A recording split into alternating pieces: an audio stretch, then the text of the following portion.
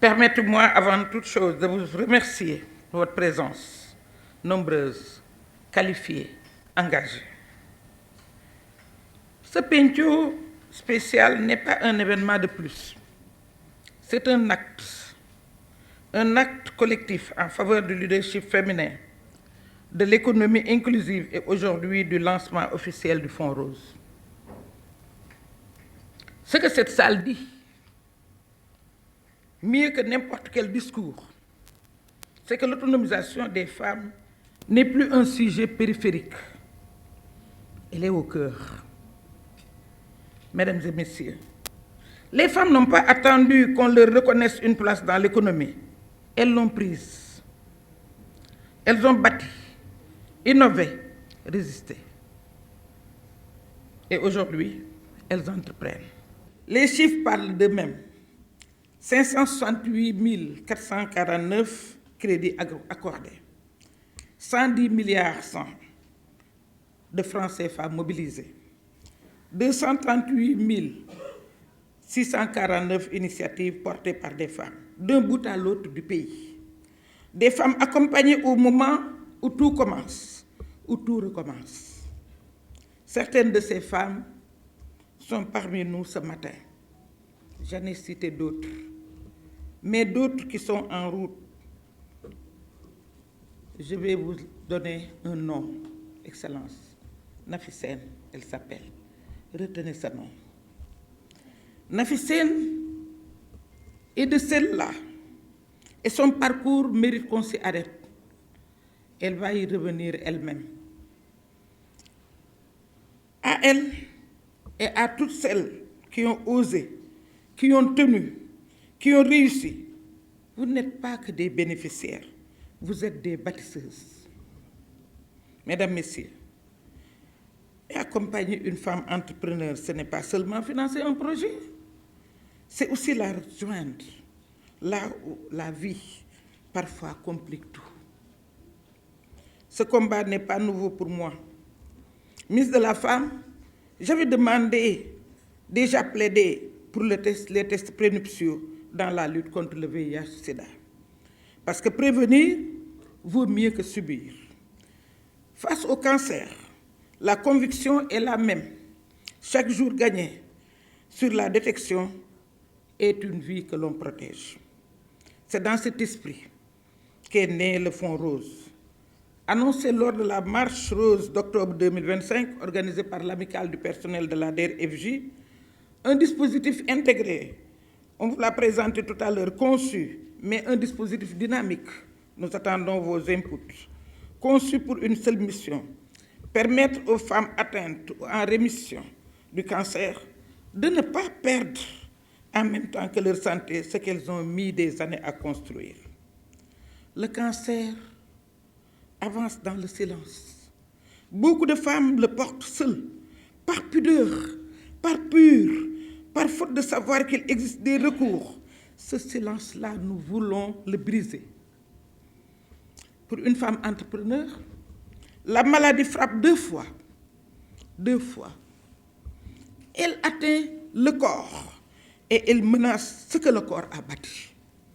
L'entreprise, les employés, les projets, tout ce qui tenait grâce à elle peut vaciller en même temps qu'elle. C'est injuste. C'est pourquoi nous avons voulu aller au-delà du financement. Dans chacune de nos antennes départementales, nous créons des coins roses, des espaces de proximité où une femme peut s'informer, être orientée, ne plus se sentir seule face à la maladie. L'objectif est simple. Détecter tôt, accompagner fort. Car sans filet, la maladie ne détruit pas seulement la santé, elle détruit aussi l'entreprise. Les ressources s'épuisent, les projets s'effondrent. Et ce qui était prometteur hier devient impossible demain. Nous refusons cette fatalité. Et vous allez refuser cette fatalité avec moi.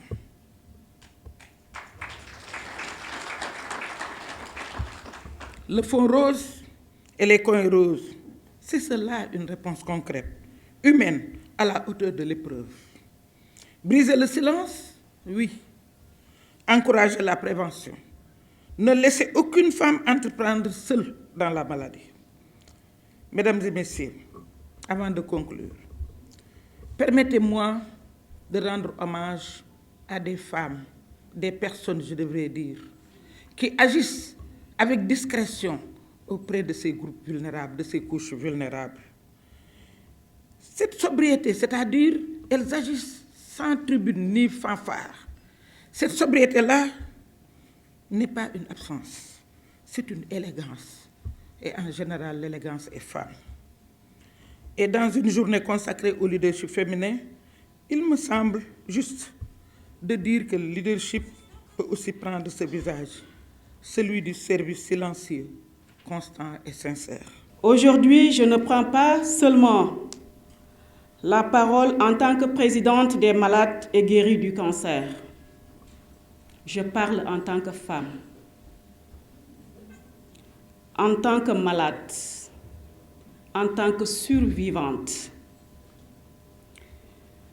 Le cancer, ce n'est pas qu'une maladie, c'est un bouleversement total. Un jour, notre vie est normale et le lendemain, tout s'effondre. Ce que beaucoup ignorent, c'est que le cancer ne détruit pas seulement le corps, il détruit aussi les moyens de vivre.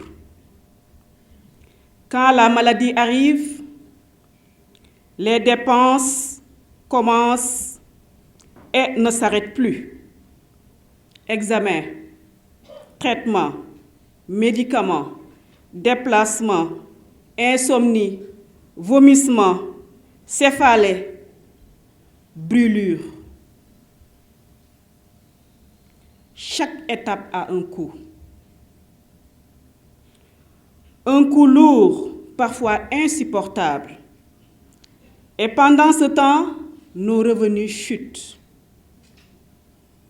Nous perdons notre travail, notre mariage. Nous arrêtons toutes nos activités. Et nous nous retrouvons dépendantes alors que nous étions autonomes, dignes et battantes. Je me souviens des moments où nous pleurons, non pas de douleur ni de solitude, mais parce que nous ne savions pas comment payer notre prochain traitement. Parce que nous devions choisir entre se soigner ou nourrir nos enfants. C'est une réalité dure, une réalité silencieuse. Et comme si cela ne suffisait pas, il y a le regard des autres, la stigmatisation, les jugements, les distances qui s'installent. On nous regarde différemment, on nous parle différemment, parfois on nous évite. Et puis, il y a le miroir. Ce moment où nous ne nous reconnaissons plus. La perte de poids, la perte de cheveux, la fatigue, des douleurs, mais surtout cette bataille intérieure pour rester forte quand tout en nous vacille. Mais malgré tout cela, nous nous battons chaque jour, en silence, avec courage. Et aujourd'hui, pour la première fois depuis des siècles, nous sentons que nous ne sommes plus seuls. Le Fonds Rose, ce n'est pas seulement un financement, ni un accompagnement, c'est une main tendue, c'est un espoir, c'est une dignité qu'on nous rend.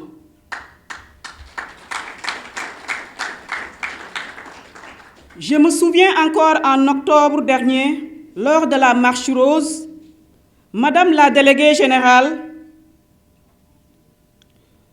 parlait de ce fonds. Certains pouvaient douter, mais aujourd'hui, cette promesse est devenue réalité. Et pour nous qui souffrons du manque de soutien financier, cela change tout et l'espoir nous est permis. Parce que derrière ce fonds, il y a des vies qui seront soulagées. des femmes qui pourront se soigner sans peur, des mères qui pourront continuer à nourrir leurs enfants, des battantes qui pourront se relever. Alors aujourd'hui, du fond du cœur, je dis merci. Merci pour cette vision. Merci pour cet acte d'humanité. Merci de redonner espoir là où il n'y avait presque plus rien. Et à toutes les femmes qui se battent, je veux dire ceci. Nous ne sommes plus seuls. Notre combat est vu. Notre douleur est entendue. Et aujourd'hui, notre espoir renaît. Je suis ravie d'être parmi vous aujourd'hui pour célébrer ensemble l'entrepreneuriat féminin et le lancement officiel du Fonds Rose. En premier lieu, permettez-moi d'exprimer ma profonde gratitude à Madame la déléguée générale pour son invitation, qui illustre à la fois les liens historiques et privilégiés que la France, le Sénégal et la France entretiennent depuis des années, mais aussi les liens qui nous unissent entre femmes qui ont été forgées par des expériences différentes, mais finalement si semblables par certains côtés. Nous sommes conscientes toutes les deux de notre responsabilité. Nos mères se sont battues, nous nous battons et nous faisons en sorte que nos filles soient outillées aussi pour se battre. Le dynamisme de l'écosystème entrepreneurial et innovant du Sénégal est aujourd'hui reconnu à l'échelle internationale.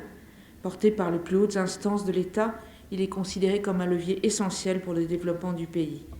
Et les femmes en sont un maillon central. Nous travaillons main dans la main avec nos partenaires sénégalais pour construire un écosystème résilient et inclusif où l'égalité de genre est une priorité et où l'entrepreneuriat féminin rime avec création de valeur.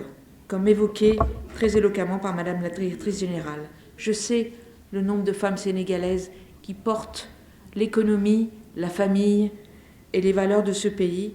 J'en connais beaucoup dans cette salle, mais je voudrais quand même en mentionner une que je connais personnellement. Et c'est important, je crois, de reconnaître les sœurs qui participent à la lutte commune. Sorna Amindaye, qui est ici, en rose, qui illustre bien la philosophie de l'ADER, l'entrepreneuriat, les responsabilités familiales, les responsabilités sociales et le fait de se dédier à l'avancée du pays par une cause économique. Donc le Fonds Rose présenté aujourd'hui est l'illustration de ce rôle multiple des femmes. Il vise à inclure toutes les femmes, en particulier les plus fragiles, dans cette dynamique de progrès. Et je crois que cette dynamique de progrès a quand même beaucoup avancé. Avec l'objectif général que nous avons des orientations majeures pour l'atteindre. Parmi ces orientations, nous avons la prévention, qui est une directive, je dirais même la directive présidentielle de son Excellence, le Président de la République, Bassirou Diomaye Diakhar Faye. Parce qu'il nous demande globalement de passer de la santé curative vers la santé préventive, plus investir dans la prévention. Comme l'a dit tout à l'heure Madame la déléguée, mieux vaut prévenir que de soigner. En plus de la prévention, nous avons d'autres orientations avec le couple diagnostic-traitement.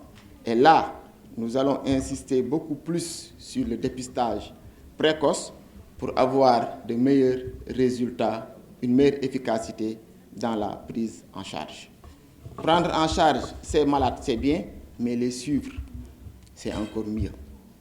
Et c'est pourquoi nous saluons, nous encourageons le Fonds Rose via la directrice, la déléguée de la DER, pour les demander de faire encore plus, pour mieux autonomiser ces femmes, parce que